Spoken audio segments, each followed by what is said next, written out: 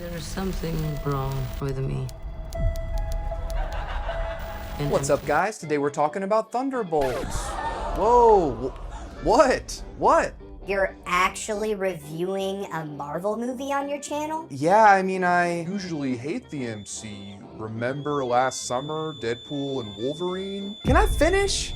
Jeez, let a guy live. Sometimes I enjoy an MCU movie once in a blue moon. Thunderbolts is directed by Jake Schreier and written by Joanna, Calo, and Pearson. This film tells the tale of Yelena Belova, the assumed new Black Widow, a mercenary for hire who destroys a laboratory for CIA Director Valentina Allegra de Fontaine in order to cover up her involvement with the O.X.E group's Sentry Project. What entails is a surprisingly fun, moving, and entertaining bout in the Marvel Universe. A true team-up picture that manages to carry its own individual look, voice, and vibe. Keyword being surprising, and that's a good thing for the franchise at its current stage. Before I go any further, I'm gonna go ahead and drop a spoiler warning. So now's your time, if you haven't seen Thunderbolts, to pause this video, go watch it, and then come back and let me tell you how to feel about it. Now, let's get into exactly why Thunderbolts works.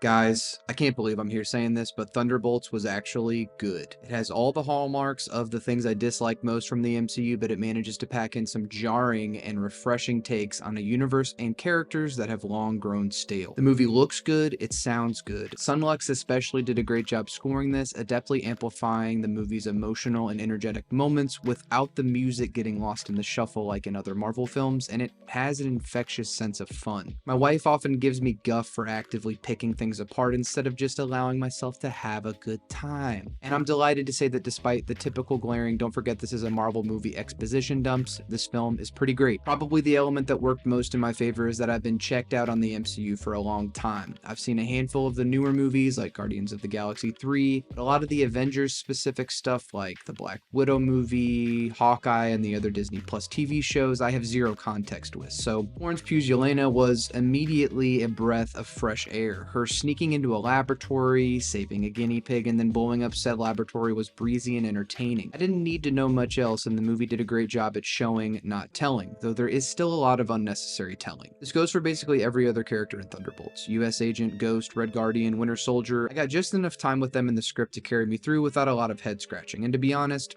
I don't want to know that much. That's part of the movie's appeal. The characters want to forget too. The framing device of Thunderbolts is similar to the DC Comics equivalent team, the Suicide Squad, with some Homelander spice thrown in for good measure. Yelena and co are essentially anti-heroes who team up out of utility rather than actual camaraderie. The first scene with Yelena, Ghost, and US Agent, they're all trying to kill each other, and poor Taskmaster catches a stray bullet, further hammering in the in-joke of Taskmaster being irrelevant. Or is that just me? Ghost didn't get developed as much as the other members of the Thunderbolts, but what we did get for US Agent, and later the character known only as Bob, was just enough. And what was even more surprising here was, I felt that it all worked pretty well in the emotions department. Constantly throughout this movie, I was thinking, wow, this is so good, but why? 1000% this is because of its actors. Florence Pugh crushes as a broken badass. Sebastian Stan does his thing as Bucky, bringing a politically pimp Terminator essence to the role, I may add. David Harbour is spectacular as Red Guardian, and he was easily my favorite character. Once I picked up on what he was doing, I laughed at nearly everything he did. He's the true old school hero in the bunch, and watching his sincere, earnest excitement at the band coming together is gleeful, and clearly annoying to the other Bolts members. Bar none, one of the best scenes of the movie involves Red Guardian and Yelena connecting on the streets of New York, and I found myself tearing up a bit. Harbour and Pugh have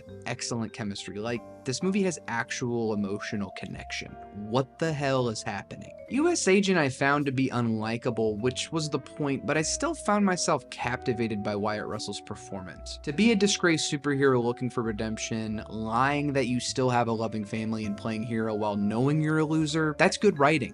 Pullman quietly steals the show as the naive and self-deprecating Bob, and when we see the duality of his performance in the movie's second half, we really get to see what he's capable of. Thunderbolts has a more than competent competent script. Not something I can say for other movies like this. Having Joanna Calo especially come in for rewrites and punch-ups was an inspired choice given that she's worked on shows like The Bear and BoJack Horseman. The movie needed that dark comedic edge, and I attribute its better script moments to her. And while I wasn't crazy about the typical third act structure, at least it wasn't a mash of gray special effects and giant creatures. Having the team fight what is essentially the essence of depression and grief was a cool choice, much more effective as a finale than it should have been. The reveal of Bob's power and the subsequent revelation that he too is a Superman made of super soldier serum, but like 10,000 times more powerful than Cap, is effective. The action sequence after donning the Sentry gear and succumbing to Valentina's gaslighting where he plows through the Thunderbolts is great to watch unfold. In general, the action set pieces in this movie look amazing because you can actually make out what's happening on screen instead of just a mash of colors, light, and sound. But the Sentry is less interesting than his villainous counterpart, the Void. Once the Void arrives, the foreboding darkness surrounding the Thunderbolts becomes apparent. The Void is despair incarnate, a core message of the movie. It's here where Pullman pulls off a surprising feat, just two blinking white eyes amassed by darkness, hauntingly somber. He's doing a great impression of the Heartless from Kingdom Hearts. Disney, take note, Pullman would make for a great Xehanort in a future Kingdom Hearts film adaptation. An effective villain with actual stakes in a Marvel movie? Never heard of it. That Yelena so quickly takes to Bob in the beginning and protects him sets up the finale so well. It has to be her to help save him so that she can heal from the trauma and pain she carries as a slave to child assassin in the frightening Red Room. I had to Google what a Red Room was in the Marvel continuity, and phew, I was worried because I thought of something else completely. If you know, you know. Also, it happens off screen, but they unalive some youngins in this movie. That's bold for a Marvel picture. On the drive home from the Thunderbolts, I started to think about where Marvel is and how far they've come. This movie felt self-referential. Marvel being like, here's our guts and heart on the floor. We're done. We're spent. This is all the gas left in the tank. You get what you get. It's no frills. It's gas to the metal. They didn't waste time in this one. It's propulsive, frenetic, and more importantly, actually entertaining. That doesn't mean it doesn't suffer from the Marvel movie mill problems, but those problems are overshadowed by this movie's actually compelling and evident personality, a quality that's been lost in the MCU for quite some time.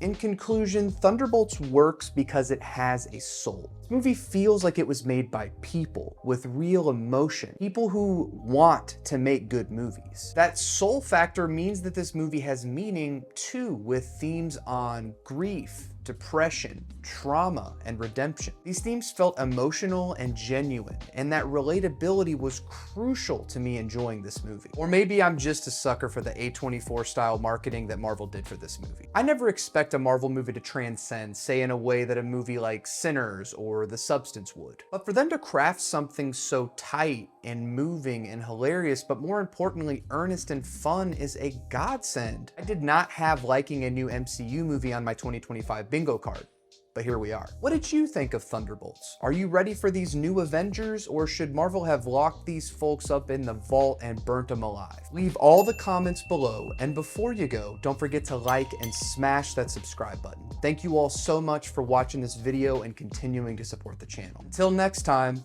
we are the Thunderbolts!